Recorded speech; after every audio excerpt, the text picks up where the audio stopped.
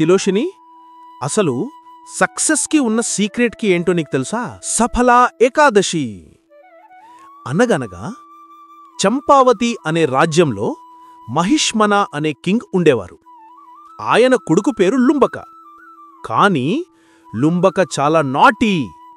ఎప్పుడు గొడవలు చేస్తూ దేవుడును తిట్టుతూ ఉండేవాడు. కింగుకి కోపం వచ్చి, "నువ్వు కింగ్డమ్ నుంచి వెళ్ళిపో" అని ఫారెస్ట్కి పంపించేశారు. పాపం లుంబక ఒక పెద్ద మర్రి చెట్టు కింద కూర్చున్నాడు. అతనికి ఫుడ్ లేదు, ఫ్రెండ్స్ లేరు, చాలా సాడ్గా ఉన్నాడు.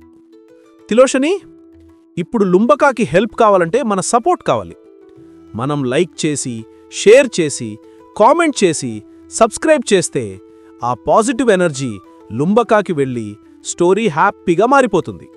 సో మ్యాజిక్ సెండ్ చేద్దామా? ఆ రోజు కరెక్ట్గా సఫలా ఏకాదశి. లుంబక ఫుడ్ లేక ఫాస్టింగ్ ఉన్నాడు. భయం వల్ల నిద్రలేక జాగరం చేశాడు.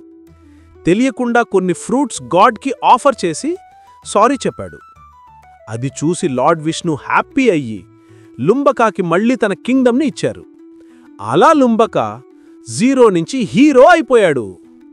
అందుకే దీన్ని సఫలా అంటారు, అంటే సక్సెస్ అని. కాని వెయిట్, ఇందులో సైన్స్ ఏమంటుందో తెలుసా? మనం గణేశ స్టోరీలో చూసాం కదా, మూన్ అంటే చంద్రుడు వాటర్ని కంట్రోల్ చేస్తాడు. మన బాడీలో కూడా వాటర్ ఉంటుంది. ఈ ఏకాదశి రోజు మూన్ పవర్ ఎక్కువ ఉంటుంది.